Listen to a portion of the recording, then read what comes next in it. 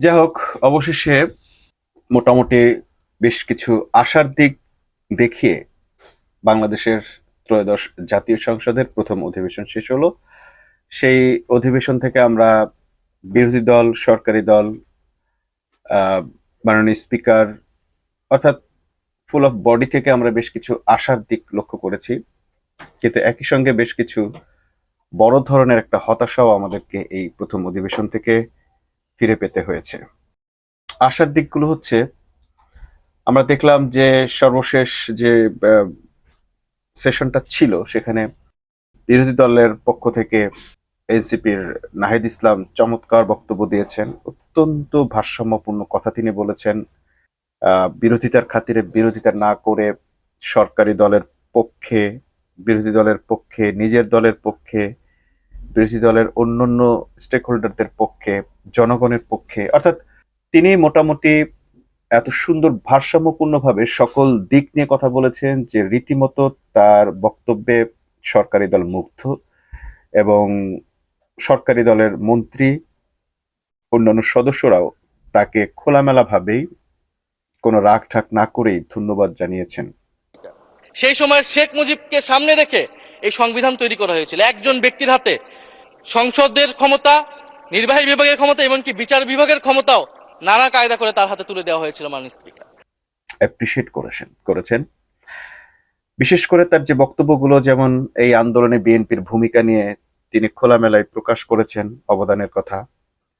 তিনি বেগম জিয়ার কথা, জিয়াউর রহমানের অবদানের কথা, জিয়াউর রহমানকে সম্মান জানিয়ে আবার জিয়াউর রহমানের ৭৫-এর সেই ব্যর্থতা, বিশেষ করে সংবিধান সংস্কারের যে ব্যর্থতা, যে সুযোগটা এসেছিল সেই সুযোগটা গ্রহণ না করার ব্যর্থতার কথাও তিনি উল্লেখ করে বিএনপিকে স্মরণ করে দিয়েছেন যে সেই সময় সিপাহী জনতার বিপ্লবের পর সংবিধানকে যে পুনর্লিখনের বা পুনরায় সংশোধন করার বা একটি নতুন সংবিধান করার, অর্থাৎ নির্বাচিত প্রতিনিধিদের দ্বারা বাংলাদেশের সংবিধান হবে বাংলাদেশের নির্বাচিত প্রতিনিধিদের দ্বারা, এরকম একটি দাবিকে তিনি নতুনভাবে আবারও সামনে নিয়ে আসছেন। এবং জিয়াউর রহমানও সেই সুযোগটা থেকে বঞ্চিত হয়েছেন বা চান্সটা হারিয়েছেন বলে তিনি এটা সমালোচনা করেছেন। ফলে এই ৭২-এর সংবিধানকে বাতিল করার একটা সুযোগ আমাদের এসেছিল ১৯৭৫ সালের সিপাহী জনতার বিপ্লবের মধ্য দিয়ে। জিয়াউর রহমানের এটা একটা ঐতিহাসিক ভুল বলবো মাননীয় স্পিকার, তার প্রতি সম্মান রেখে, যে আমরা সেই সময় সেই অপরচুনিটি মিস করেছি। আমরা একটা গণপরিষদ দিয়ে নতুন সংবিধান করতে পারি না, এবং এই অপরচুনিটি আমরা এই ২৪০০ মিস করেছি এবং এখনো করতে যাচ্ছি মাননীয় স্পিকার। একইভাবে যেন এই সুযোগ এবার বিএনপি না হারায় তার দিকেও তিনি দৃষ্টি নিক্ষেপ করেছেন। অপরদিকে তিনি বিরোধী দল, সরকারি দল যে যে ভূমিকাগুলো জুলাইতে রেখেছেন সকল অবদানকে তিনি স্মরণ করেছেন, স্বীকার করে নিয়েছেন। তো এই যে সমালোচনার একটি নতুন ধারা, খুঁত ধরে সমালোচনা না করে প্রকৃত দেশের হয়ে, দেশের মানুষের হয়ে, ঠিক যেখানেই যার যতটুকু দুর্বলতা আছে সেটুকুকে প্রকাশ করে, সেটুকু তুলে ধরা, মুক্তিযুদ্ধের পক্ষে মুক্তিযুদ্ধের বিরুদ্ধে বলে যে শক্তিগুলোকে এতদিন বিভাজন করে রাখা হয়েছিল সেইগুলোকে উপড়ে ফেলে সে নাহিদ ইসলাম সরাসরি বলেছেন যে এই মুক্তিযুদ্ধের পক্ষের বিপক্ষের এইটা এত বছর কেন আপনারা সমাধান করলেন না? একই সঙ্গে থাকলেন, ২৯ বছর রাজনীতি করলেন। জিয়াউর রহমানের সময় সঙ্গে ছিল, যাদেরকে পুনর্বাসন করেছে জিয়াউর রহমান, আবার আওয়ামী লীগ যাদেরকে নিয়ে রাজনীতি করেছে সেই তাদেরকে আবার যুদ্ধাপরাধী ট্যাগ দিয়ে হত্যা করে বিচার করে এত কিছু করে জাতিকে আবারও কেন বিভাজন, কেন এখনো পর্যন্ত সেই বিভাজনের রাজনীতি করতে হচ্ছে, এসব নিয়েও তিনি কথা বলেছেন। অপরদিকে আমরা দেখলাম যে বিরোধী দলীয় নেতা ডাক্তার শফিকুর রহমান অসম্ভব সুন্দর বক্তব্য দিয়েছেন, কোমল ভাষায়, নমনীয় ভাষায়, এবং নিজের সমস্ত উদারতা ঢেলে দিয়ে তিনি সরকারি দলের ভালো দিক এবং দুর্বল দিকগুলো তিনি তুলে ধরেছেন। অত্যন্ত হিউমারাস এবং আন্তরিকতা, সৌহার্দ্যপূর্ণ ছিল তাদের সে ব্যবহার। বিশেষ করে আহ অন্যকে স্বীকৃতি দিয়ে, অন্যের প্রতি নিজের সমর্থন পেশ করেও যে নিজের দাবির উপর অটল থাকা যায়, সেই রকম একটি চমৎকার নিদর্শন তিনি সৃষ্টি করেছেন। বিশেষ করে তার একটি বক্তব্য অনেক বেশি হৃদয়গ্রাহী হয়ে উঠেছিল যখন তিনি খোদ তারেক রহমানকে, বর্তমান প্রধানমন্ত্রীকে ওন করে বলেছেন যে তার মেয়ে, আমারও ২ মেয়ে আছে, মেয়ের মতোই, অতএব তিনি তার বিচার না চাইলেও আমি এই ধরনের কুরুচিপূর্ণ কথা যারা প্রচার করেছে, যারা বলেছে, তাদের বিচার চাই এবং নির্মোহ বিচার চাই, যেন এই বিচারের জন্য বিচারটি করা হয় নির্মোহ নিরপেক্ষভাবে এবং ডিজাইন কোনো বিচার যেন না হয়। মাননীয় প্রধানমন্ত্রীর পরিবারকে জড়িয়ে যারা অশ্লীল আচরণ করেছে, উনি এখনো বিচার চান নাই, আমি তার পক্ষে তাদের বিচার চাই।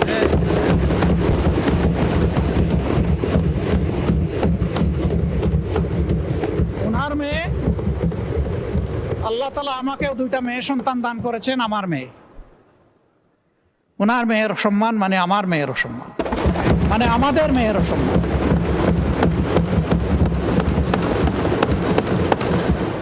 এবং তিনি বলেছেন যে তাকেও নিয়ে অনেক উলঙ্গ ছবি বা বেহায়াপনার ছবিগুলো ভাইরাল করা হচ্ছে। এইটাকে তিনি প্রথম চেয়েছেন যে মানে যান্ত্রিকভাবে বা মানে কৌশলগতভাবে যেভাবে আইটি প্রযুক্তিকে কাজে লাগিয়ে এটা করা যায়, এআই প্রযুক্তিকে কাজে লাগিয়ে বা নানাভাবে এটাকে ফিল্টার করে প্রথমত এই কুরুচিপূর্ণ পোস্টগুলো যেভাবে হোক যেন বন্ধ করা হয় এবং যারা এর সঙ্গে জড়িত তাদেরকে ইতর বলে এদেরকে অবশ্যই কঠোর শাস্তির আওতায় আনার দাবি জানিয়েছেন। অর্থাৎ যে খেলাটি তারা খেলেছিল একটা বিশেষ গোষ্ঠী কারো উস্কানিতে খেলেছিল, যে এই ধরনের কুরুচিপূর্ণ পোস্ট দিয়েছে জামাত শিবিরের লোকেরা, এটি প্রমাণ করার চেষ্টা করেছিল। জামাত শিবিরের একজন ডাকসু সদস্যর আইডি দিয়ে এটাকে ম্যানিপুলেট করে প্রচার করে, ফেক আইডি বা কাটপিস ব্যবহার করে, এডিটেড একটা ছবি ব্যবহার করে যে খেলাটা তারা খেলতে চেয়েছিল সেই খেলাটাকে সম্পূর্ণ উল্টে দিয়েছেন ডাক্তার শফিকুর রহমান। তিনি বলেছেন যে এই ধরনের নোংরামি যারা করবে, যে দলের ছেলেরা করুক, যে দলের ইতরেরাই করুক না কেন, তাদের যেন নির্মোহ নিরপেক্ষভাবে অনুসন্ধান করে তাদের খুঁজে বের করা হয় এবং তাদেরকে যেন কঠোর শাস্তির আওতায় আনা হয়। নোংরামি কখনো রাজনীতি হতে পারে না। একই সঙ্গে আমরা দেখলাম ডাক্তার শফিকুর রহমান তার সময়ে যা যা বলার বলেছেন এবং প্রধানমন্ত্রী তার বক্তব্যের প্রেক্ষিতে বলেছেন যে বিরোধী দলের নেতা এবং উপনেতা যেহেতু তারা প্রায়োরিটি পান, তো তাদের দাবিকে আমি অবশ্যই গুরুত্বের সঙ্গে নিচ্ছি এবং কথা দিচ্ছি তাদের দাবি পূরণে যা যা করা লাগে আমি করব। ডাক্তার শফিকুর রহমান তার এলাকার জন্য যে দাবি জানিয়েছেন সেই দাবিও তিনি অচিরেই পূরণ করবেন বলে কথা দিয়েছেন। প্রধানমন্ত্রী অত্যন্ত সৌহার্দ্যপূর্ণ ভাষায় সকলকে ঐক্যবদ্ধভাবে দেশ গঠনের জন্য আহ্বান জানিয়ে এই বৈঠকের সমাপ্তি টেনেছেন।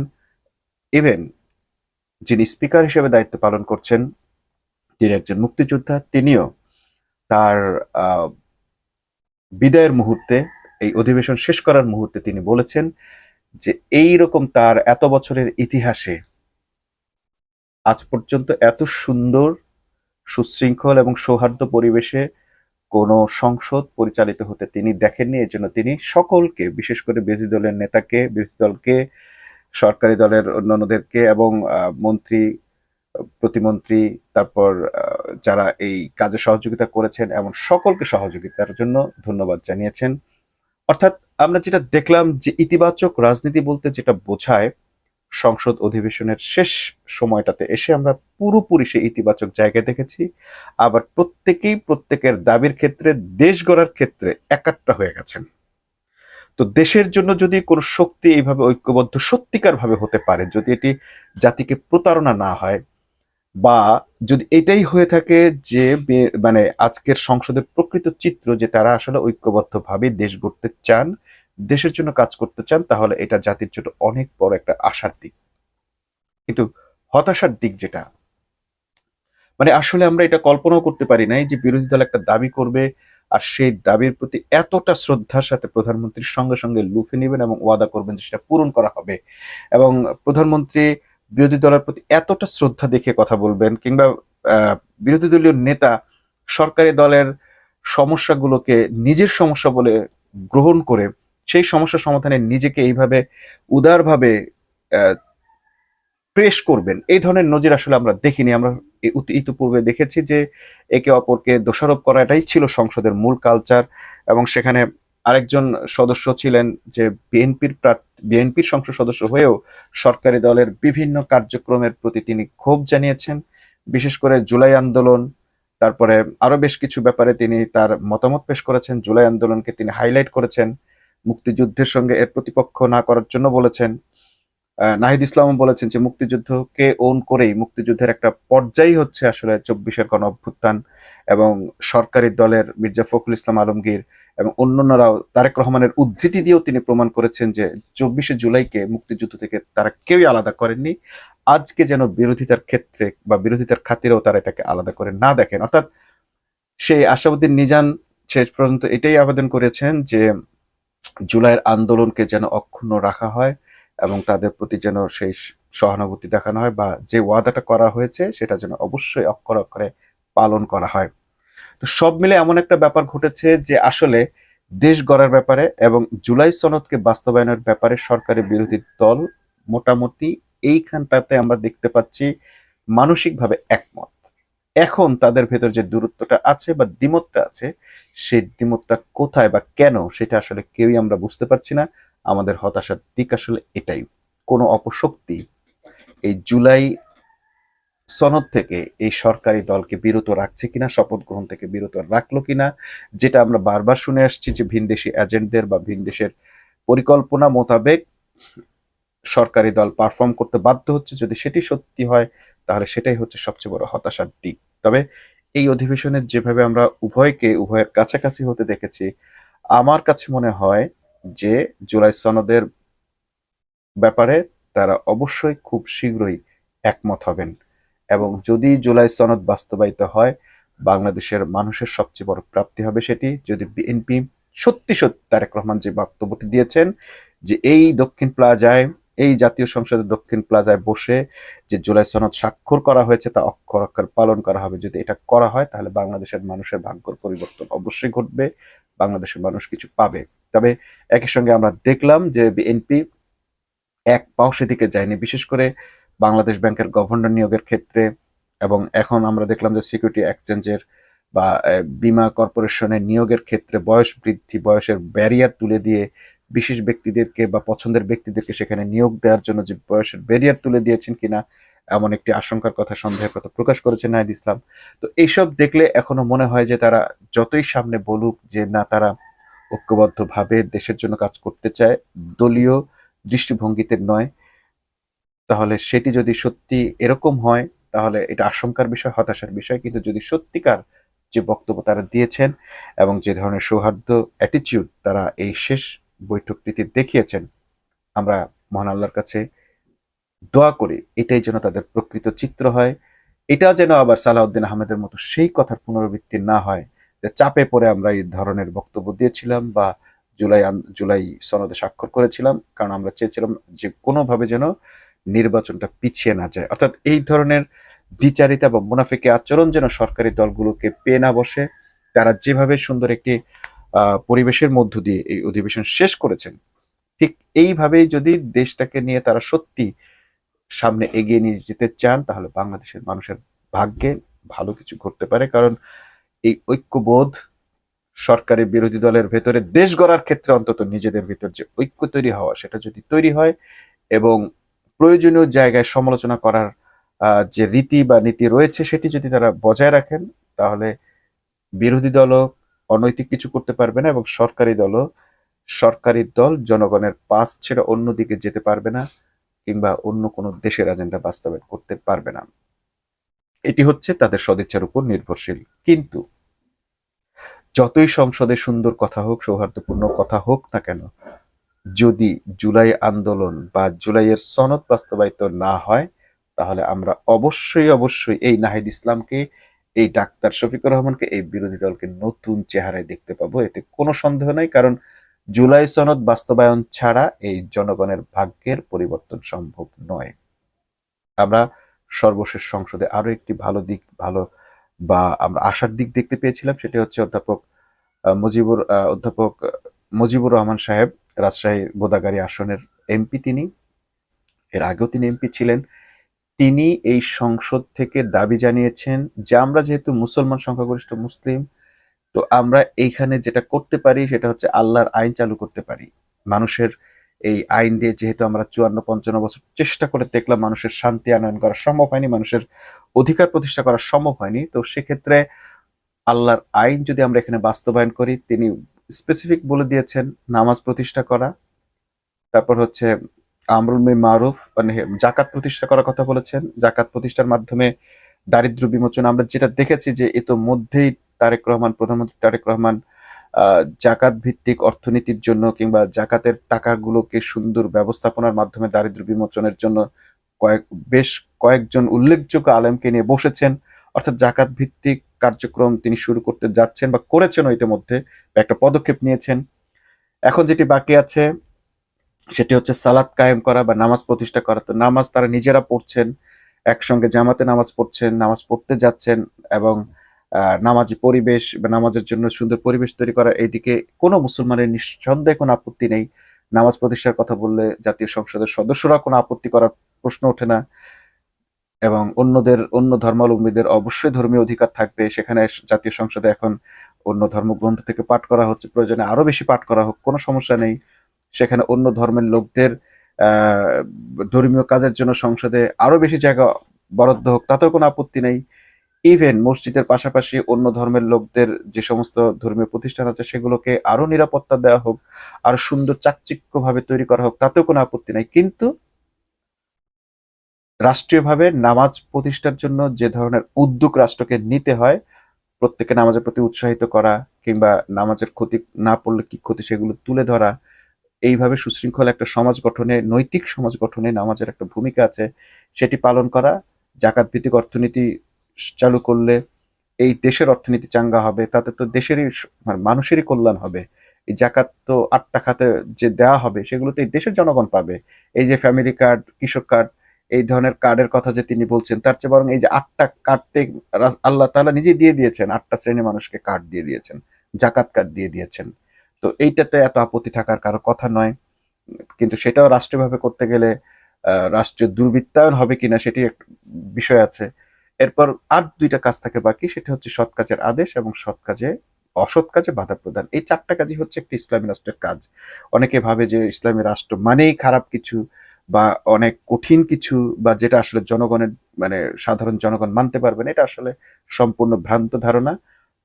তো গোদাগাড়ির সে এমপি, রাজশাহীর সে এমপি অধ্যাপক মুজিবুর রহমান সাহেব সেটি খুব সুন্দরভাবে উল্লেখ করেছেন যে আসলে এখন আমাদের দাবি একটাই হওয়া উচিত, সেটি হচ্ছে আল্লাহর আইন চালু করা। কারণ মহান আল্লাহ যেহেতু পৃথিবীর সৃষ্টি করেছেন, এই পৃথিবী কিভাবে চলে, পৃথিবীর মানুষ সৃষ্টি করেছেন, মানুষ কিভাবে চললে মানুষের কল্যাণ হবে সেটি মহান আল্লাহ সবচেয়ে ভালো জানেন। আমাদের সে পদ্ধতির দিকে যাওয়া উচিত। তিনি কথার পরে কেউ তার এই কথার বিরোধিতা করেন নাই, সবাই নিশ্চুপ শুনেছেন এবং এইটা ধীরে ধীরে একটা আলোচনার বিষয়বস্তু হতে পারে যে এই দেশকে ইসলামী রাষ্ট্র ঘোষণা না দিলেও যে কাজগুলো এখন চলছে সে কাজগুলোকে, মানে এই যে 4টি কাজ, ইসলামী রাষ্ট্রের যে মৌলিক 4টি কাজ, সে কাজগুলোকে রাষ্ট্রীয়ভাবে প্রতিপালনের জন্য উদ্যোগ গ্রহণ করা হলে এবং নৈতিক মানুষ দ্বারা এই রাষ্ট্রীয় ব্যবস্থাপনাকে সৎ ও নৈতিক ব্যবস্থাপনা দ্বারা সাজানো হলে অবশ্যই মানুষ তার উপকৃত হবেন, মানুষ তার দ্বারা। এবং আমরা দেখলাম যে এই সংসদে এরকম আরেকটি আলোচনা হয়েছে, যেটি হচ্ছে সংসদীয় দলের উপনেতা, বিরোধী দলের উপনেতা বলেছেন ডাক্তার আব্দুল্লাহ মোহাম্মদ তাহের, তিনি বলেছেন যে ইসলামী ব্যাংক মন্ত্রী বলেছেন যে জামাতের একটি ব্যাংক আছে, তিনি সেটিকে অপোজ করে বলেছেন যে জামাতের ব্যাংক নয়, এটি সৎ মানুষদের উদ্যমে তৈরি একটি ব্যাংক এবং তাদের দ্বারা এটি পরিচালিত হওয়ায় এই ব্যাংক সারা বিশ্বে বহুবার আহ, তাদের রিকগনিশন পেয়েছেন, অ্যাপ্রিসিয়েশন পেয়েছেন এবং ঋণ খেলাপিতে সবচেয়ে কম ঋণ খেলাপি ছিল এই প্রতিষ্ঠানটি। তো এটি বাংলাদেশের অর্থনীতিতে বড় ধরনের ভূমিকা রেখেছে, শুধুমাত্র এটি সৎ লোকদের দ্বারা পরিচালিত হওয়ায়। তো ভবিষ্যতেও যেন এটি সৎ লোক দ্বারা পরিচালিত হয় এবং তারাও বলেছেন কোনো দলীয় লোক দ্বারা পরিচালিত না হোক, বরং সৎ লোক দ্বারা পরিচালিত হোক, যাদের প্রতি মানুষের আস্থা আছে এমন লোকদের দ্বারা পরিচালিত হোক, পরীক্ষিত সৎ লোক এমন লোক দ্বারাই পরিচালিত হোক। তো আমরা দেখলাম যে আসলেই যদি সৎ লোক থাকে তাহলে যেমন ইসলামী ব্যাংক এভাবে রিনাউন্ড হতে পেরেছে, মানুষের দেশের অর্থনীতিতে ভূমিকা রাখতে পেরেছে, তেমনি নির্দলীয় কোন দলের বিবেচনায় নয় বরং সৎ লোক দ্বারা যদি প্রশাসনগুলোকে সাজানো হয় দেশের গুরুত্বপূর্ণ পদে, সেই সৎ লোকদেরকে যে দলেরই হোক সে, তাদেরকে যদি সেখানে অগ্রাধিকার দেওয়া হয় তাহলে তার সুফল বাংলাদেশের মানুষ পাবে। মোটামুটি এইটুকু আশা নিয়ে আমরা আমাদের এই অধিবেশনটা শেষ করতে পারছি। তবে আমাদের আশঙ্কা থেকে যাচ্ছে, কারণ বাংলাদেশ আসলে অন্যদের ফুটবল মাঠ, এখানে অন্যরা খেলাধুলা করে। বাংলাদেশের মানুষ তখন, বাংলাদেশের সরকার, বিরোধীদের সবাই তখন দর্শকে পরিণত হয়। আমরা মহান আল্লাহর কাছে পানাহ চাই যেন বাংলাদেশ আর কখনো অন্যের ফুটবল খেলার মাঠ হতে না পারে। সবার কাছে সেই দোয়া কামনা করে আজকের মতো শেষ করছি। আল্লাহ হাফেজ।